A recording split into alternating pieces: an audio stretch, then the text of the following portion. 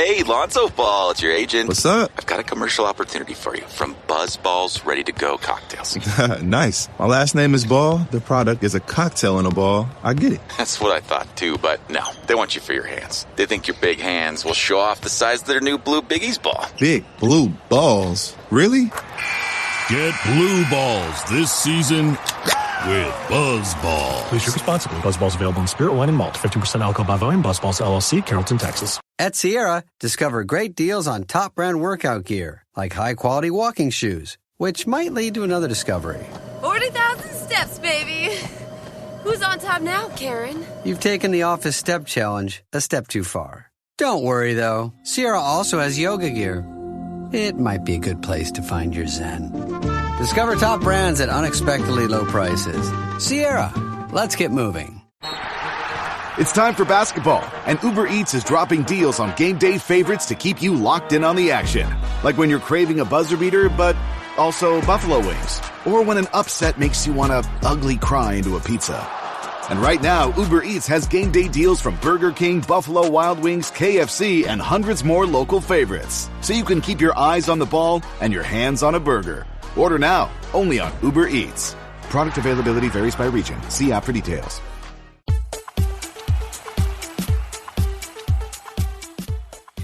Hello and welcome to 1865, the Nottingham Forest podcast, and our match report on Forest's victory on penalties away to Brighton in the FA Cup quarter-finals, which see Forest book their date at Wembley. Yes, drink that in. Forest are going to Wembley.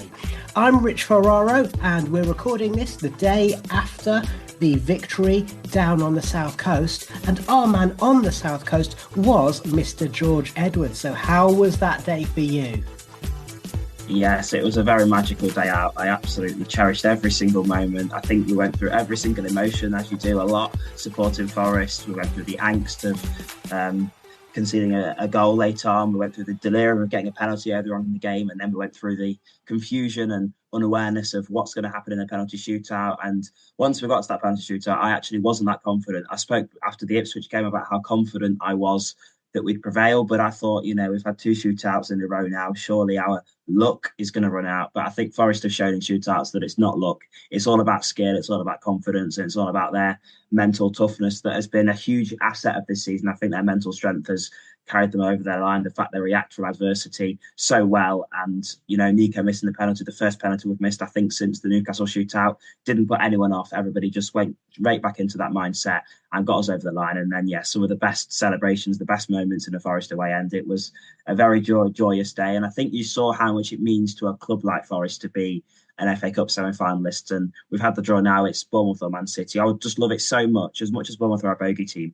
I'd love it so much if we had an FA Cup semi-final without the big six, because Forest celebration, Palace celebration, all showed how much this competition means to clubs that don't always go to Wembley, how much this trip will mean to us, to the families that go, to the communities. So it was such a special day, and it feels like a full circle moment as well. You think about our journey that seemed like it started at Wembley. You know, if we'd have lost, we could have gone where Huddersfield are. Look at where they are now. But Wembley was the beginning of what we have now. And then we're sort of going to go back at maybe not the end of our journey, hopefully, but a nice reminder of how far we've came in such little time. So, yeah, a magical day out.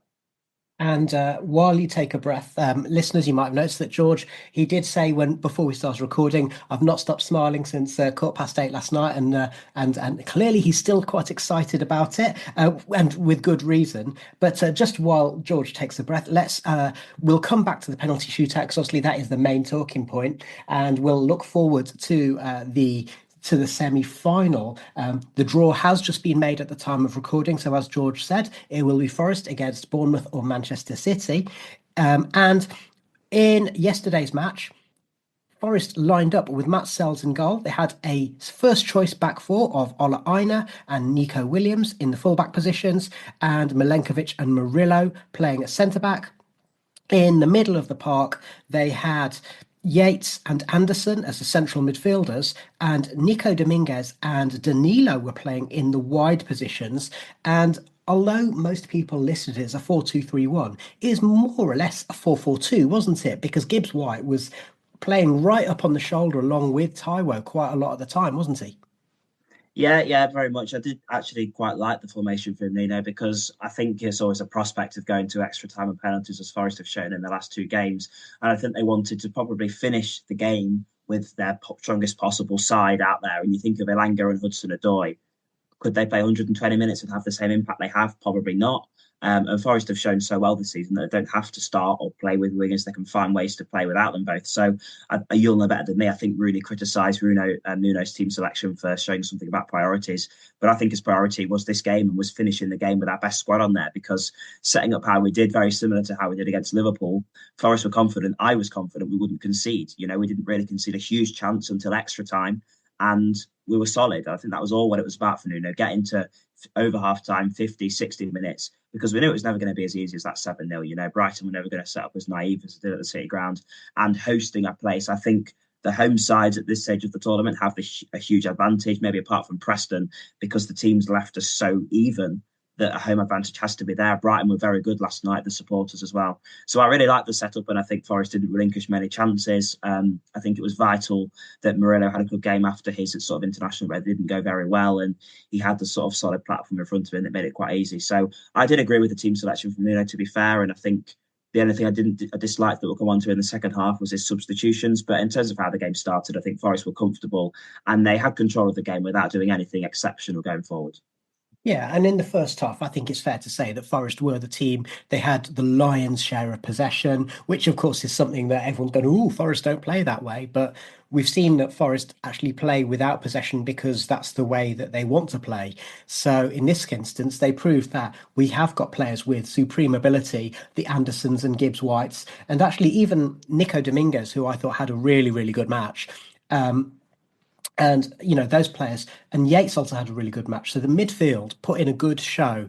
And Danilo, obviously, the question was he going to play centre mid and maybe Anderson on the wings? But no, Danilo played in the wide positions. It meant that he wasn't maybe as involved as he'd like to be. But again, it's that team game and that tactic that Forest were going for. And the trouble is that unfortunately unlocking the defence was something that was quite difficult, but it was difficult for both teams. Neither keeper had a huge amount to do until the penalty shootout. And also, just to point out that, Forest were playing with Taiwo Awoniyi, obviously Chris Wood having his injury from international duty, which will probably see him miss the Man United match as well. And I wondered as well if that tactical switch was partly to accommodate the fact that you can't just play the same way when you've got Taiwo playing up front instead of Woody. Like, there's no point having the quick wingers getting the quick balls into the box because Taiwo doesn't play that way. Yeah, no, absolutely. I think we saw one ball go across. It was from the right. I'm not sure who put it in. It might have been Gibbs White, but it was in the first half, and it was an excellent ball, sort of between the 6-yard box and the goal line in the sort of the old corridor of uncertainty. Yeah, there you go. And you think that was a chance that Carissa would have absolutely snaffled up. And that's the thing, Forest can't play the same way. So I think they had to play more to Taiwo's feet to try and hold it up, get close to him. And that's the idea of having the more narrow formation, to get players close to him so we can offload it. And I thought he did quite well. I thought he fought as he does. This season, even, I know he's been second fiddle, but he's done that role quite well. I think fans got frustrated, particularly around sort of December, January, with his maybe desire. But it's tough for him, It's tough for him being Forest's first striker, primary source of goals for the first 2 years. And then rightly so, being benched for a better, superior striker in Chris Wood, who complements our style much better. So, yeah, there has to be an awareness that things have to change for Taiwo. I think starting with striker had to happen because we had to have somewhere to go, albeit we had a lot of the ball. We had to sometimes still go long and it couldn't keep coming back at us. So Taiwo was, I think, integral in us keeping the ball, because when we had to, it gave us an outlet. I just wish in the second half, when Nuno made the changes and brought Elanga and Hudson-Odoi on, that maybe he'd have just left Taiwo on for 10 minutes with them. I get that Wood, it sounds like, might be out for quite a while, and that doesn't sound good. And he's got to prioritise long term as well. But I thought, just give Taiwo 10 minutes with Elanga, with Hudson-Odoi, with a bit of service, and maybe he might nick a goal, we might nick a head, and then take him off and try and see the game out. Because as it was after the changes, we really lacked a focal point up front, and we sort of solved one problem but created another.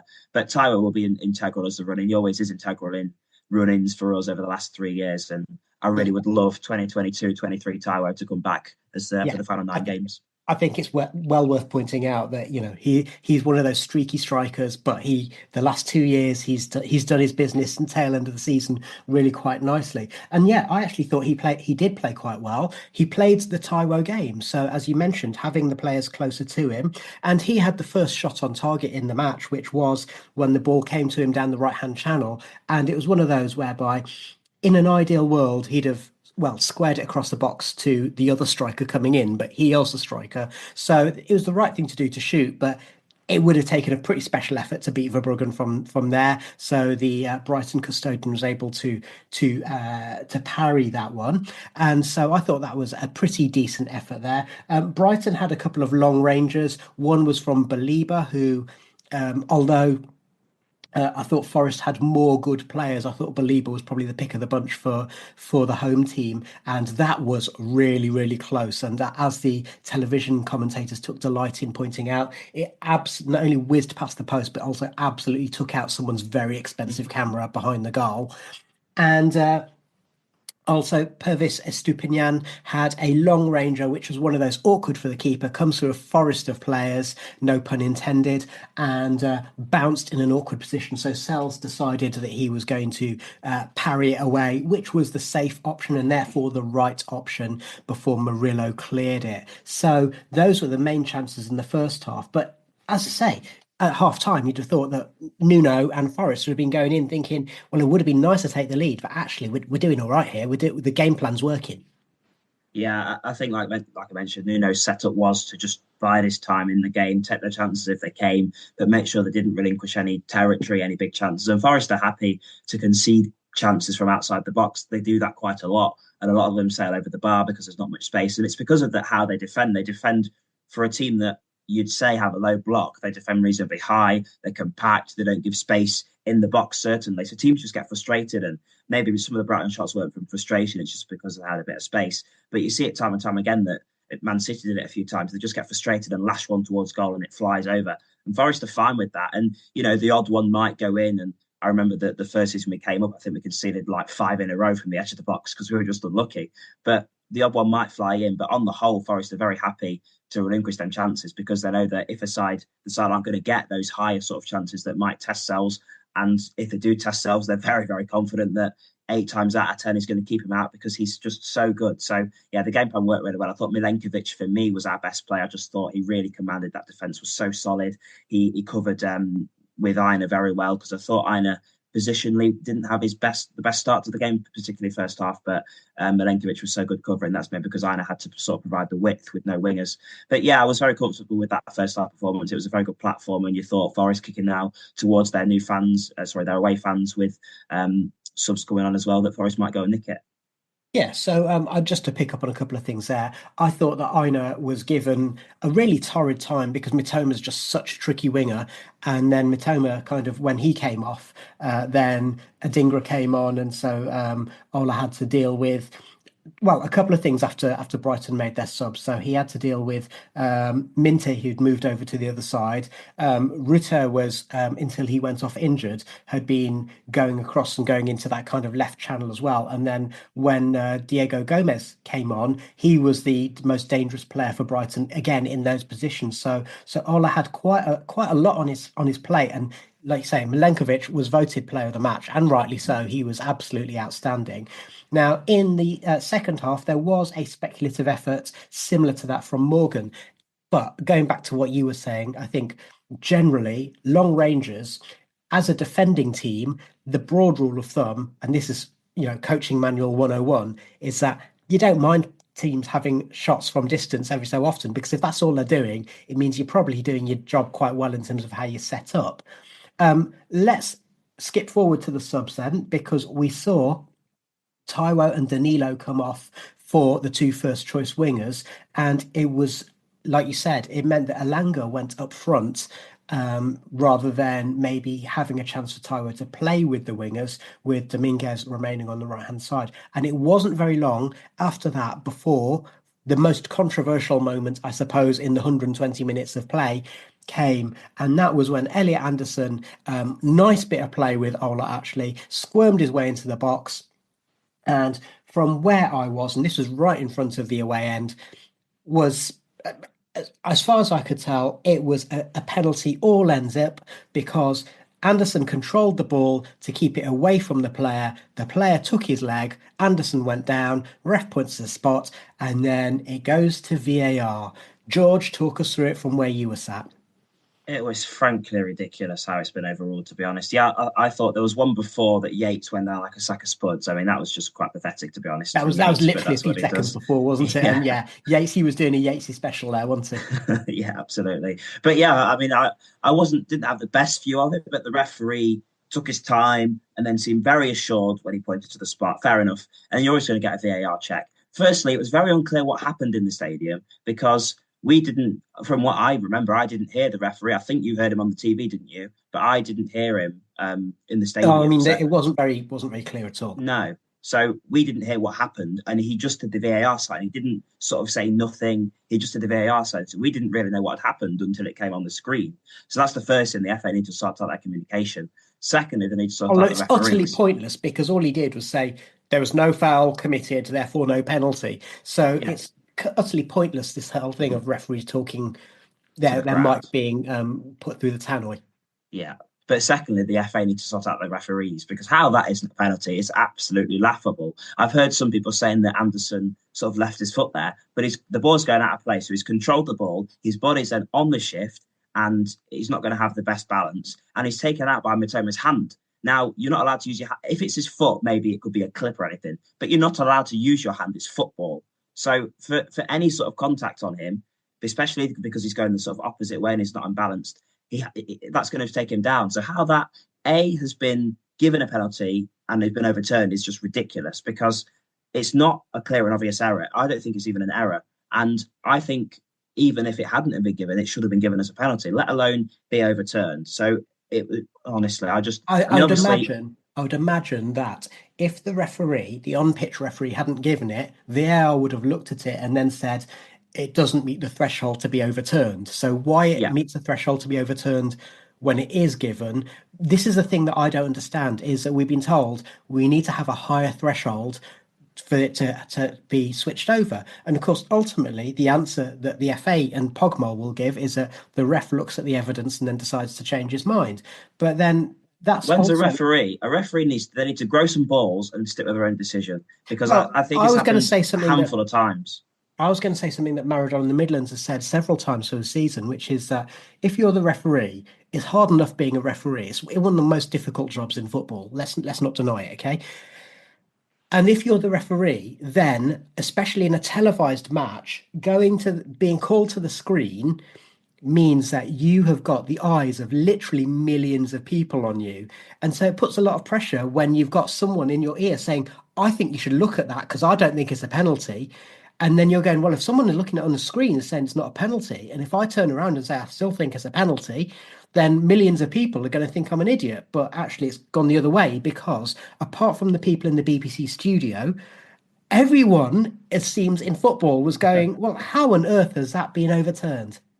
And I touched on that point you said as well. The thing I don't like the most about it is when you hear these referee mic'd up things, the VAR is in the referee's ear telling them what they're going to see before they even get to the screen. You should say, referee, go and look at this again and let them have a completely objective view. But by the VAR telling them what mistake they've made, that's already in their head. So if was it Peter Banks, wasn't it? If he'd have had a fresh eyes on it, no outside noise, just had a chance to review what he'd seen, he might think, yeah, okay, there's contact there. It's not clear and obvious. I'll leave the penalty. But because whoever this VAR has said, oh, I don't think there's much of a contact there, he probably said something about, he's unbalanced and stuff like that. He's already got doubts in his mind. The decision's been made before he even goes there. So they need to sort things out. But Forest just like to entertain anyway, don't they? So we got the job done in the end, at least. Well, yeah, I mean, it's one of those things, isn't it? I say, and let's be honest, it was, for the neutral, by far the most interesting thing that would have happened in the 120 minutes of football. Let's skip ahead then, because in terms of chances, again, not too much happening in normal time. So let's just skip ahead to extra time very briefly. And this is where Brighton finally basically turned up, didn't they? And as I mentioned, that player Gomez, he was arriving late in the box and in their left-hand channel. And the most notable chance being the one where it was a nice cross in from the right-hand side. He did the leap properly, stuck his neck muscles on it, and Sels made the save. Now, just like the save that Verbruggen made from Taiwo, the save that Verbruggen made from Gibbs-White from distance, and the save that Sels made from Estupinian. It's one of those decent save, but I mean, it's bread and butter for a keeper, isn't it? It's one of those that looks more exciting than it is. Possibly. I mean, in the ground, I was thinking, what a brilliant save, because obviously the view wasn't reflexes and speed, absolutely. Yeah, but you would be, you'd be frustrated if they'd have conceded that. And for a goalkeeper to be 12 minutes without anything to do, really, to be that switched on to make that save at that time, at that important moment, was so integral to Forest. And we're going to get on to Sels more in a bit, but yeah, what a brilliant save. So yeah, you've got to credit. I had a point to make and I forgot, so carry on. It'll come back to me. Well, I mean, that Gomez, I think he was probably Forest's best player in extra time, because he misses a chance that comes in from the right and scuffs it, misses that header, and then missed one of the penalty shootouts. So as much as we've got to credit Forest, we should give him some credit as well.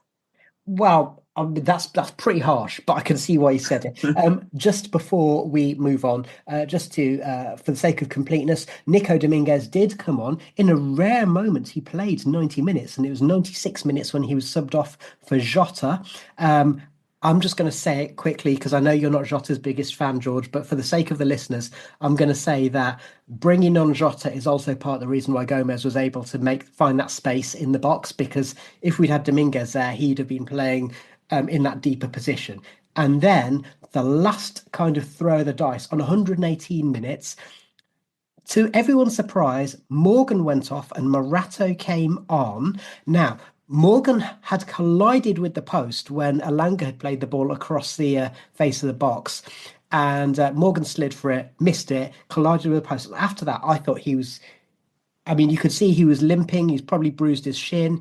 Players wear ridiculous lack of shin pads these days. If he'd been wearing proper shin pads, like, without being kind of when I was a lad, but the kind of things that I used to wear when I was playing football, then he probably would have been sore, but okay. But as it was, he banged his shin, and he was kind of not really in the game after that. So Morato came on, and we're going, that's an odd move to do when there's a penalty shootout coming up.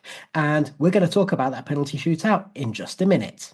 The 1865 Match Report.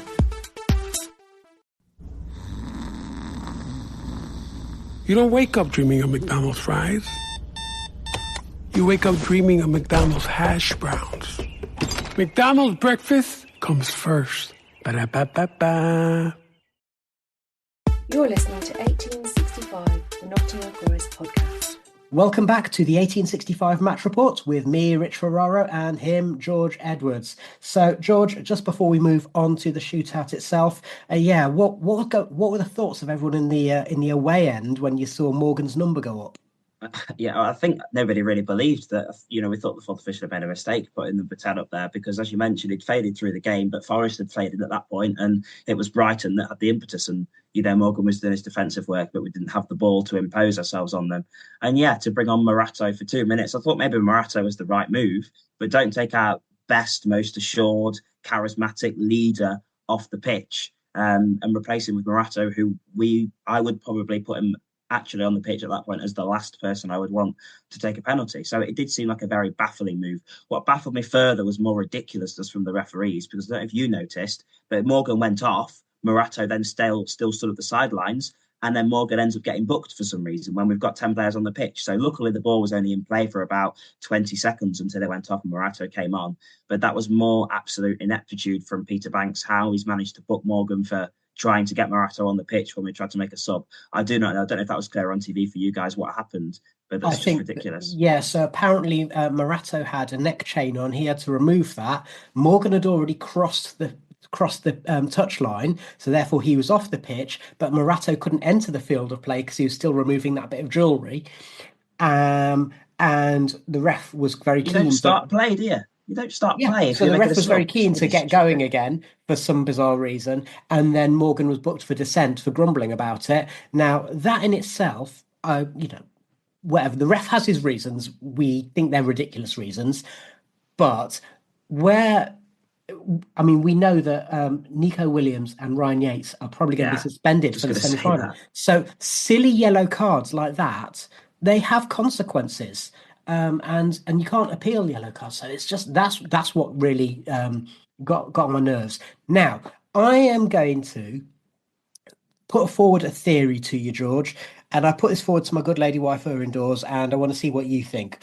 Do you think that keeping Morgan on until there was a minute to go was to make Brighton to basically mess up their preparations for the shootout? Because I think Morgan would have been the first penalty taker, what with no Chris Wood. He is he's the first one to take a penalty when Woody's not on the pitch. So I think he would have been the first in the shootout. And I wonder if that might have been designed to kind of throw off Verbruggen and the goalkeeping coaches. That is a good shout. I never thought of that angle of it, but I think Forest are so focused on themselves that Nuno did it for us rather than them. I think maybe he thought there was something wrong with Morgan, or maybe even he was a bit dazed after colliding with the post, and his mind might have been in it. So yeah, it's a good argument, but I just feel like Nuno. It might have been for that, but Nuno does everything for the squad. So I think his primary thought was, who are the 5 people I want to take these penalties? And clearly, for some reason, Morgan wasn't there. Now, obviously, if he thought Morgan would stay on the pitch but be number 6, that would throw off us as our order. So he had to be off the pitch. So I think maybe he just had confidence in people like Yates to step forward, Murillo maybe after that. And I think it was a decision more for the team. But I do see where you're coming from. I wondered if maybe he brought on Morato so we could thunder in penalty number 5, take a run up from the halfway line and just absolutely welly it. Anyway, let's move on to the shootout. And the first penalty taker was Elliot Anderson, followed by Callum Hudson-Odoi. And you've mentioned that this penalty shootout just felt slightly more nervy than the previous 2, where we were absolutely convinced that we were going to score everyone. But those first 2, absolutely no mistake. Confident, neatly stroked home, and Hudson-Odoi in particular into the roof of the net. That's always a good sign, isn't it? Yeah, and we lost obviously the side that we were going at, and we were second, and I don't think that's happened before in the 2 that we had. So it was already a bad start. And as I mentioned, before the Ipswich one, I was so confident we'd go through, but this one I was thinking our luck's gone out, and because of the momentum Brighton had in the game at that point, that often carries over to penalties. So I was thinking, it's not looking good, but at the back of my mind, I was confident Sels would make a couple of saves, and we did have players that have had track records of scoring penalties. Obviously, they don't score every single one, so there was a huge bit of nerves. But yeah, to score those first early 2, to get it off to a good start was very good. And yeah, particularly Cal's penalty, what a brilliant strike from him, because he's gone that side, I think, every time, but he's never gone that high. And yeah, it takes some confidence to go high in a shootout, as Neco proved it could go very wrong, but Cal did that very well. Yeah, so Brighton, they scored their first one through João Pedro, and then Brian Gruder scored as well. His was quite an impudent penalty for a player who's like a young lad who'd come on as a sub. And then Jack Hinchelwood came up. He didn't look confident, and it just lacked power. It lacked conviction. Sels made the save, quite a similar save to the one he made in the Ipswich match against Jack Taylor. And then Neco stepped up, and I loved the penalties that Neco took against Exeter and Ipswich. And this time, I was talking to 1865 Dad this morning, and I was just saying, Neco, I've watched him play twice for Wales. He played 120 minutes up and down, and he looked knackered before he took it. And it's not that he didn't look confident, but I just think when those margins between hitting the roof of the net, it looks amazing. If you hit it with the same power and you hit it a few inches higher, then it goes into orbit and you look very silly. What was interesting was that Neco, he didn't sort of sink down onto the turf. He kind of stared at the sky for a second. There was no tears, there's no despair, because I still think he had confidence that Forest were going to do something. And then the next penalty, yep, Gomez stepped up, and this is a bit reminiscent of Brice Samba in that Sheffield United penalty shootout, wasn't it? Because Sels stood tall, stuck his arm out, because the penalty was more or less down the middle, hit with good power, but Sels read it, and there you go. Forest are now in pole position. So all of a sudden, they had the chance to see this one out. And their next penalty taker was the big man, the Serbinator. I knew he was going to take a penalty, and I knew he could take a good penalty. And it was calm. It was low into the bottom corner. And then Lewis Dunk, who has been Brighton's first choice penalty taker in the past, did exactly the same penalty. which meant that of all the players I never expected to see taking that fifth penalty, it was the skipper, it was Ryan Yates. Were you expecting to see Yatesy step up for that one? Yes, to be honest, because I thought of who's left on the pitch. There isn't an out and out penalty taker. And if anybody is going to step forward and put their hand up and say, yes, I will do it, I'm confident and I'll take this moment, it'd be Ryan Yates. So when Yatesy stepped up, I was so confident he'd score. And then obviously he slaps it into the net, runs towards us. I'm so glad that it was Ryan Yates that got to give us that moment, because of everybody in the squad, we know that the whole squad has bought into Nottingham Forest, bought into the movement. But Ryan is one that knows what it means more than anyone. He's grown up supporting the club in the doldrums. He's been there for that Ipswich game where we stood up on the last game of the season. He was there for that Stoke game where we got, gut-wrenchingly the playoffs stolen away from us. He was there lifting the trophy when we got promoted. He knows more than anybody on the pitch the progression and what that means to the Forest fans. And he sums up Forest as a club, really, as our progression. He's been written off countless times and cast away from the squad, but he always finds a way to make his noise, to be heard. And that sums up Forest and where they are at the minute, the disruptors in the Premier League going against the grain.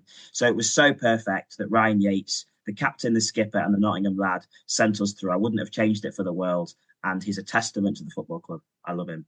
And as I added to our stories on Instagram at Nottingham_Forest_1865, that picture of him having run the length of the pitch, doing his knee slide and Morgan joining him with that pure, I know it's a cliche, but pure passion on his face. I mean, that is a kind of frame it and hang it up in the Louvre, isn't it? It's a pure moment. And let's just move on, because last time when we played Brighton, we beat them 7-0, and my friend and Brighton fan Rick politely declined to do a post-match comment, but he has very magnanimously agreed to join us. So over to you, Rick. Sure, why not? You mercenary. Yes, obviously very disappointed, but what can you expect when you don't really start to play until the second half of extra time, which is what seemed to happen. We didn't really get into any sort of attacking groove at all. I think there was a stat about shots on target, and Forest absolutely dwarfed us again until that final second half of extra time, where I think we were not unfortunate not to score, but we had at least some good opportunities to score. So I think probably fair result, though I am disappointed, particularly I think for Jack Hinchelwood. I don't know how often he's taken penalties for us, but he's a young lad, he's a Brighton lad, and to miss in that way, I think I hope he doesn't play on his mind. I hope he doesn't. I think he'll bounce back. He seems to be a pretty robust young man. So obviously disappointed, but well done to Forest. Well deserved. Just Nuno's just very tactically astute. He just seems to. It's not always attractive, but it's not unattractive. But it's astute management. He makes good decisions to win games, and I think we've seen that all year with Forest. And for your sake, long may it continue. But at some point, I would like us to get better results against Forest, because you always seem to be something of a bogey team. Even when we're in the Championship, never seem to do well. But there you go. You Reds. Yeah, thank you very much, Rick. George, you were smiling at some bits of that and shaking your heads at others, but what did you think of our Brighton viewpoint there? Well, firstly, to be someone's bogey team is quite amazing, because we seem to have so many, and I can't think of a side that we always turn over. And I think I said on my vlog that I did for the game that I've been there 3 times to watch Forest and we've not won. So I'm not sure how much of a bogey team we are, but I'll take it. But I disagree with the unattractiveness. I think last season it wasn't pretty. I know Forest don't play the in fairness, he caveated that. He said, not attractive but not unattractive. And I think if you're neutral, I can see why you'd see both sides of that. Mm-hmm. Yeah, I suppose because we're bought into it, it's different. But I just absolutely love the way we play, because most of the time we get the ball when we're playing with Elanga, Hudson-Odoi, Wood, the first team players. We get the ball and we think attack. For me, our football, I'd not change it for the world. I'd not change our style of play. And we showed, actually, like you mentioned, when we had the midfielders on the pitch, that we can play with the ball. Maybe we don't create enough chances. Maybe the quality of play we have in that more narrow formation means we don't look as attractive. but we still find a way to have a foothold in games, create chances and look solid. So I just love our style of play, and people might not like it, people might prefer the way they play, but I wouldn't change it for the world. And I'm just going to point out as well that the general consensus, not just from Rick, but from the pundits generally, was that Forest were the best team in that match. Even Fabian Hürzeler kind of alluded to it.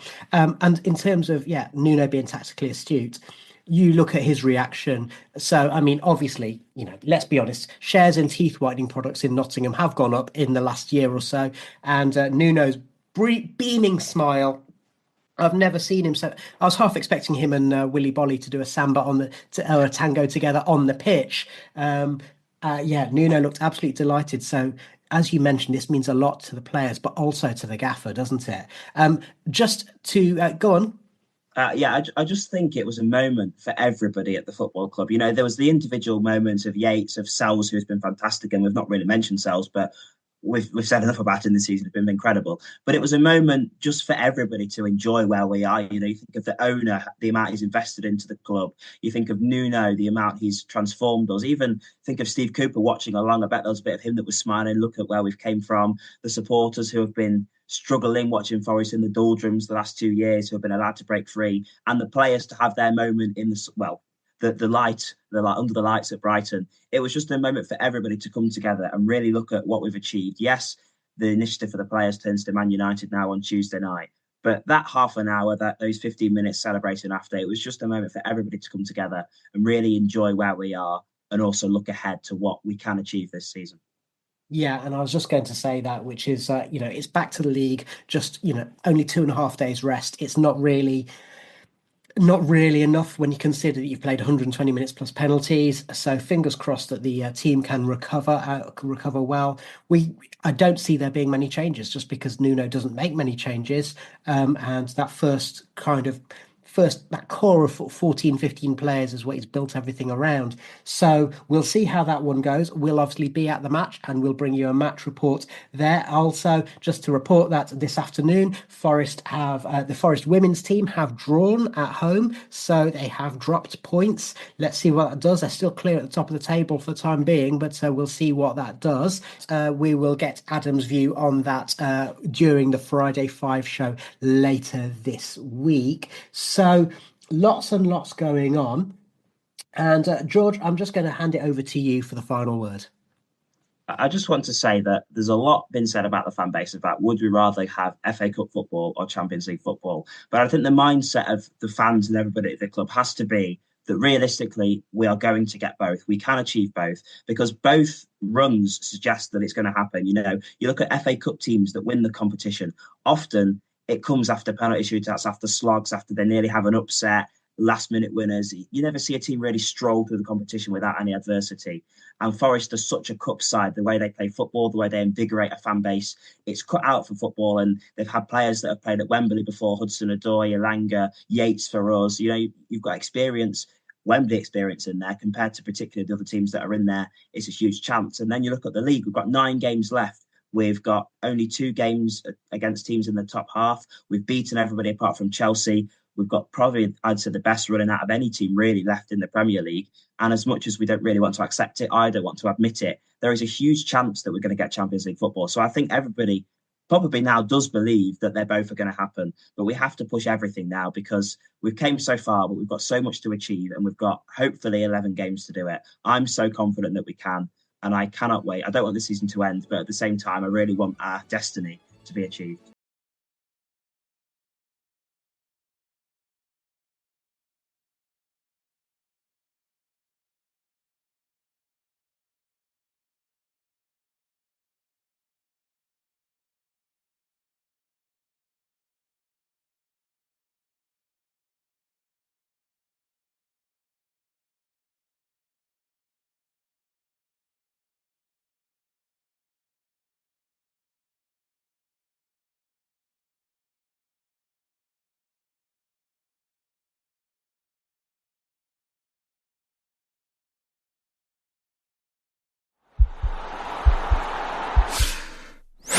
This podcast is part of the Sports Social Podcast Network.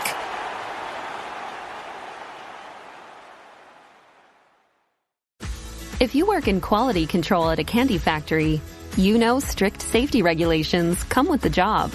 It's why you partner with Grainger. Grainger helps you find the high-quality and compliant products your business needs to inspect, detect, and help correct issues.